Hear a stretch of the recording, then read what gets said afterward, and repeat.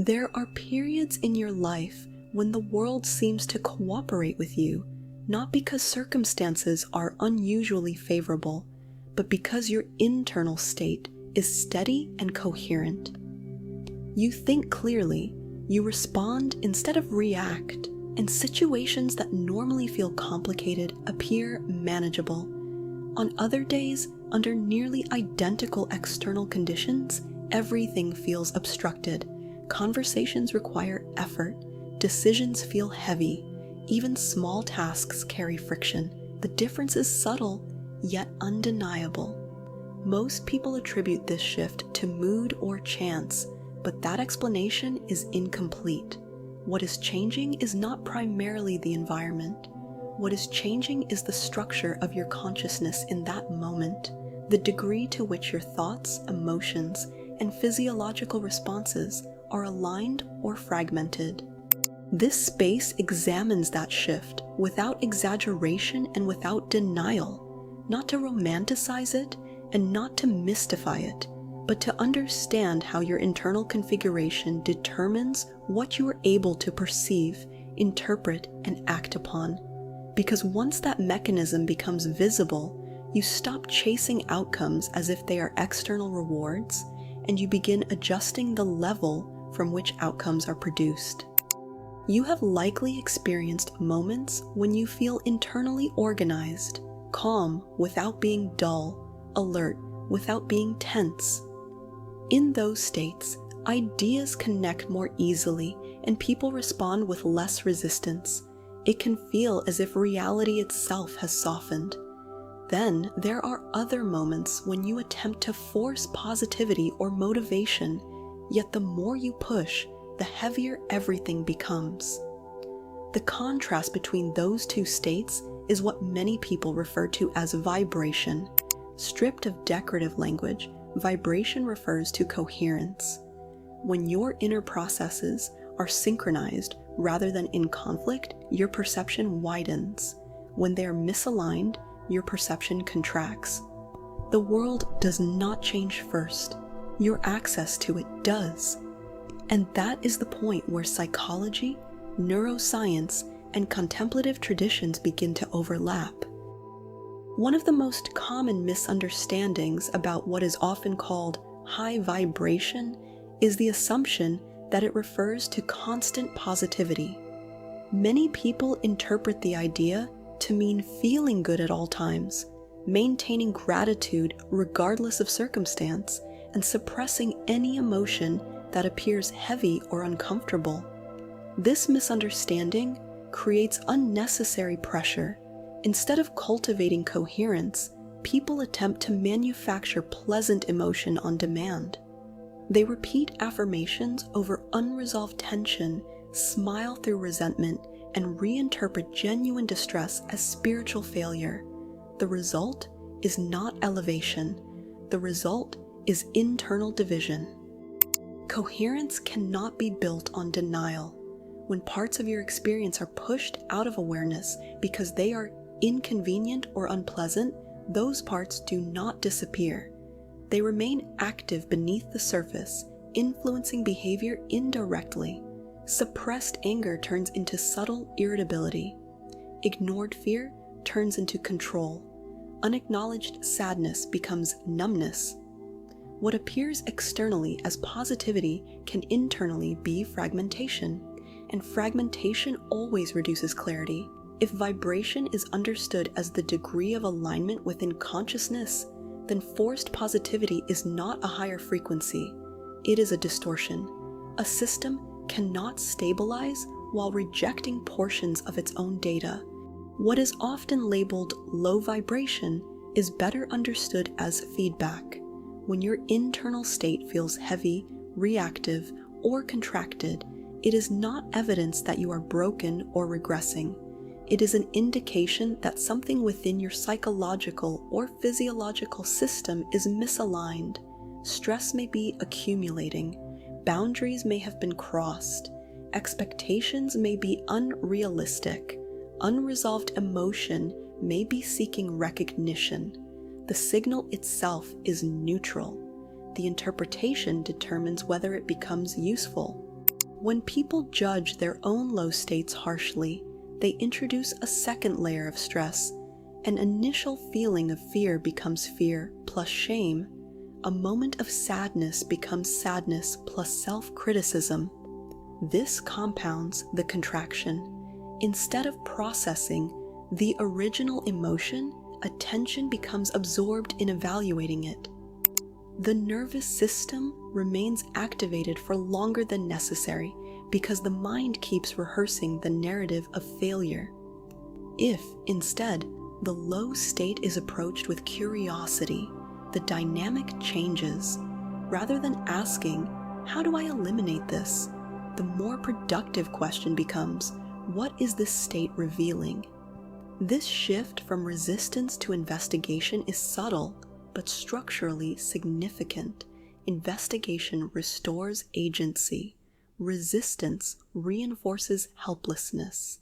This is where the transition out of survival mode begins. Survival mode is not a metaphor. It is a measurable pattern of nervous system activation characterized by heightened vigilance, narrowed attention, and rapid defensive interpretation of events. In survival mode, ambiguity is often interpreted as threat. Neutral feedback feels like criticism. Minor obstacles feel disproportionate. The mind prioritizes protection over exploration. When survival mode becomes habitual, perception contracts. Opportunities that require openness go unnoticed because the system is scanning for danger. Creative thinking declines because creativity requires cognitive flexibility, and flexibility requires a baseline sense of safety. In this state, people often conclude that reality itself is hostile or limiting, when in fact, their perception is being filtered through chronic tension. Creator mode represents a different configuration. It does not eliminate challenge or discomfort, but it introduces space between stimulus and response. In creator mode, you are aware of your reactions without being driven by them. You can feel anxiety and still choose a measured action. You can feel anger and still respond proportionally. The defining feature is not emotional intensity, but conscious choice. The transition from survival to creator mode is not achieved by suppressing emotion. It is achieved by altering your relationship to emotion. The capacity to observe your internal experience without immediate identification is central to this shift. When you say internally, "I am anxious," the identity fuses with the state. The emotion becomes definitive.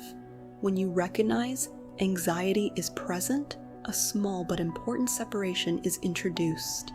The emotion is acknowledged without becoming the entirety of your identity. This separation is not detachment in the sense of numbness. It is perspective. Perspective creates regulation. The moment you observe a reaction instead of being submerged in it, you regain access to alternative responses. That regained access is what many contemplative traditions describe as awareness and what psychology describes as metacognition. Metacognition allows the system to recalibrate. Instead of escalating automatically, the mind can evaluate whether the reaction matches the situation. Often, it does not. Much of what is experienced as overwhelming in the moment is amplified by anticipation, memory, and projection rather than immediate danger. Observing the reaction interrupts the amplification. Each time this interruption occurs, the nervous system learns that activation does not require immediate action. Over time, this reduces baseline reactivity.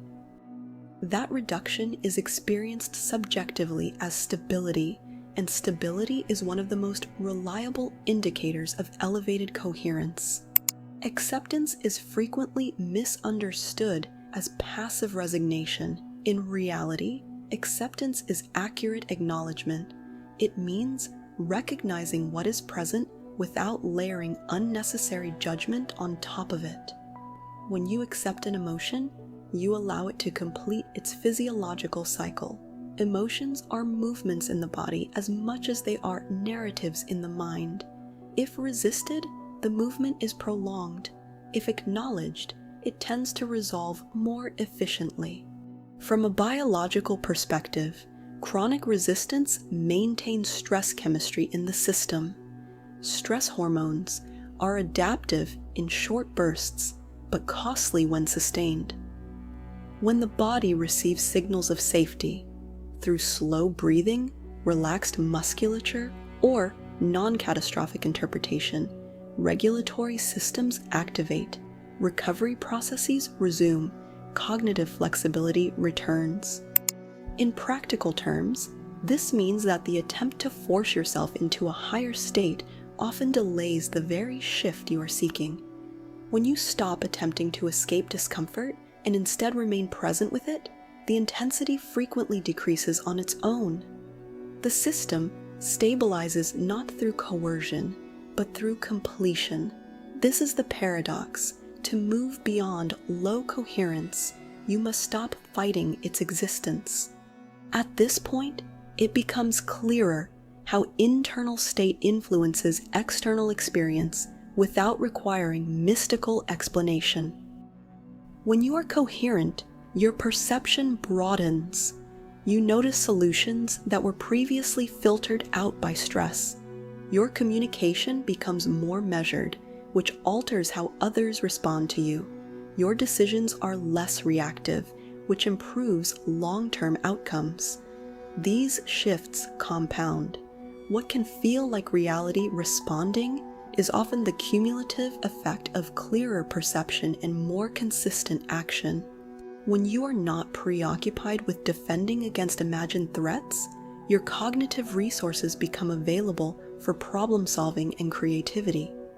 Social interactions improve because you are not unconsciously transmitting tension. Opportunities increase because you are more willing to engage, rather than withdraw. None of this requires the denial of complexity or hardship. It requires recognizing that your inner organization directly influences your interaction with the environment. The world does not transform instantly because you think a positive thought, but your behavior, interpretation, and persistence do shift when your state shifts. Over time, that difference becomes visible in outcomes. Your baseline state is not accidental, it is trained. Every repeated emotional pattern reinforces a neural pathway. If anxiety is rehearsed daily, the brain becomes efficient at producing it. If resentment is replayed, it becomes easier to access. The nervous system adapts to what it experiences most often and begins to treat it as normal. This is not a moral judgment, it is efficiency. The brain conserves energy by strengthening frequently used circuits. That is why low vibration can begin to feel like personality rather than pattern. What is repeated becomes familiar, and what is familiar feels like identity. The important implication is this: attention reshapes circuitry. When you pause and observe instead of react, you introduce a competing pathway. When you respond deliberately rather than impulsively, you reinforce a different configuration. Over time, the nervous system recalibrates. What once triggered immediate escalation may still register, but the intensity decreases. Recovery accelerates. This is not mystical elevation. It is structural retraining, and once the baseline shifts, coherence becomes easier to maintain. One of the most stabilizing realizations in this entire process is recognizing that your thoughts and emotions are events occurring within awareness, not definitions of who you are. If identity fuses with every passing state, stability is impossible. You become as volatile as your moment-to-moment chemistry. When identity rests instead in the capacity to observe, fluctuations lose their authority. Fear can arise without becoming who you are. Anger can surface without redefining your character. Sadness can pass through without convincing you that your life is collapsing. This shift is subtle but profound. It reorganizes how you interpret experience. Instead of concluding, "I am broken because I feel low," the interpretation becomes, "A low state is present and I can work with it." That interpretation preserves agency. Agency preserves energy. The more consistently you return to that stance, the less energy is wasted on internal conflict. And reduced internal conflict is what many traditions symbolically refer to as higher frequency. Creator mode is not a permanent peak. It is a practiced orientation. It shows up in ordinary moments, pausing before responding to criticism, noticing tension in your body before it escalates, choosing clarity over dramatic expression, allowing an emotion to complete instead of projecting it outward. You stabilize this mode through repetition, short pauses throughout the day, slowing your breathing when agitation appears, naming your internal state accurately instead of exaggerating it, acting from values even when emotions fluctuate. Over time, something changes quietly. You no longer experience lows as catastrophic. They become manageable variations. You recover more quickly. You stop interpreting temporary contraction as permanent failure. That resilience is not denial of difficulty. It is evidence of integration. When integration deepens, life begins to feel less like something happening to you and more like something unfolding through your participation. The practical consequence of this work is not constant bliss. It is clarity. You speak more directly. You tolerate less confusion. You conserve energy that was previously spent on overthinking and self-judgment. Relationships shift because you are less reactive. Opportunities increase because you are less hesitant. Decisions become cleaner because you are not negotiating with every passing fear. What appears externally as magnetism is often simply coherence. People respond to stability because stability reduces unpredictability. You become easier to trust, easier to collaborate with, and more decisive in uncertainty. None of that requires spiritual theater. It requires disciplined awareness, and the deeper shift is internal. You stop chasing emotional highs as proof of progress. You value steadiness instead of intensity. Escaping low vibration was never about escaping parts of yourself. It was about learning how to remain present with yourself under all conditions. High vibration, in grounded terms, is not euphoria. It is alignment between perception, interpretation, and action.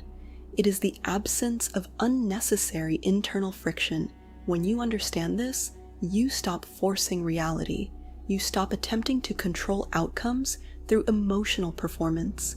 Instead, you focus on coherence, and coherence has a natural consequence: clearer perception, steadier decisions, and more consistent results. Reality does not bend because you demand it to. It responds to how you meet it. When you meet it from contraction, you experience resistance. When you meet it from coherence, you experience possibility.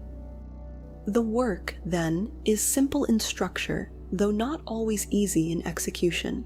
Notice your state, accept it accurately, create space, choose deliberately, repeat.